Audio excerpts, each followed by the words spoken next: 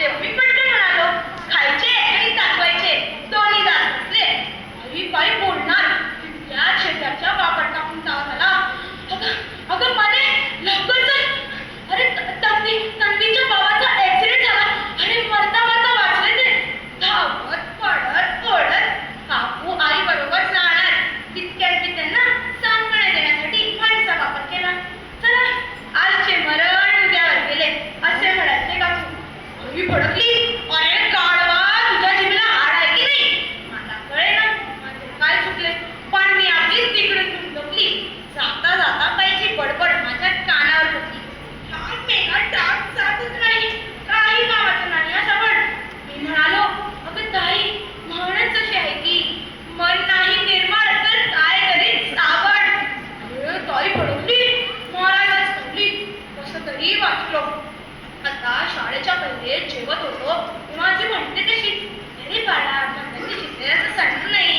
मी म्हणालो, अगं आजी असतील शिकले तर नाचतील कुठे, सांडते झटकी. आजी मला तोंडात बघत राहिली. आता मला जाम कॉन्फिडन्स, स्वतःची पाठ ठोकून म्हणालो, म्हणचा वापर करणार समज बॉस. शाळेत पोचलो तर बघतो तर काय, माझा कट्टर शत्रू चिंटू समोरच नव्हता. पहिले तर मी जाम घाबरलो, मग नंतर आपल्या स्वतःला सावरण्यासाठी त्याला कळून फिरता काढला. मी पण गेलो, पण काय म्हणावं तुमचेच मागे आमच्या पीटीसांनी पाहिलं, रागवले माझ्यावर. त्यांना संतपणे म्हणाले, सर म्हणत जशी आहे ना, अंगात नाही पड तर चिमटा काढून पण जोर फुटकवले. हा हे दाखवतो तुला माझा बळ. तेवढ्या थंड वाजली. टन टन टन टन.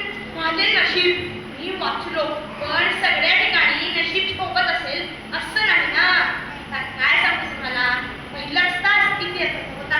आल्या आल्या बाईंनी विचारले, फ्रेंच राजाचा पराभव कसा झाला. एक वाक्यात उत्तर देण्यासाठी मी आपली माझी ताकद दाखवली. अंधे नदी चौपट राजा. सगळा वर्ग खदाखद हसायला लागला. बाई एकदम म्हणाली, पण मी म्हणालो, ए चोप व्यवस्थित याचे दात दिसतील. तर बाईंनी मला वर्गाबाहेरच काढलं. हे पण सोडा, पुढचा तास विज्ञानाचा होता. आल्या आल्या बाईंना मुलाने विचारलं, बाई नारळात पाणी कसं राहते. माझा मणी ज्ञान पटकन घेऊन आला. मी म्हणालो, सोप्पं आहे, देवाची कळणी पाणी नारळात पडणी. तिथे सगळा वर्ग पोट भरून भरून कदाचित जायला लागला. ही विचित्रच म्हणाली, चुकलं रे माझं, मी गाढवामुळे वाचली गीता. मी पण नाही म्हणालो, रस्ता गोंधळ करा होता, रस्ता गोंधळ करा होता. तर बाईंनी असा मान धरला आणि परत बाहेर काढलं. हे पण सोडा, घरी आलो तर बघतो तर काय पैसा आल्या फिरतात नेहमी सारखा. अरे का तर माझ्यावर आरोप होता, मी शेंगदाण्याचे बटाणे भरून खाल्ले. आई म्हणाली, जो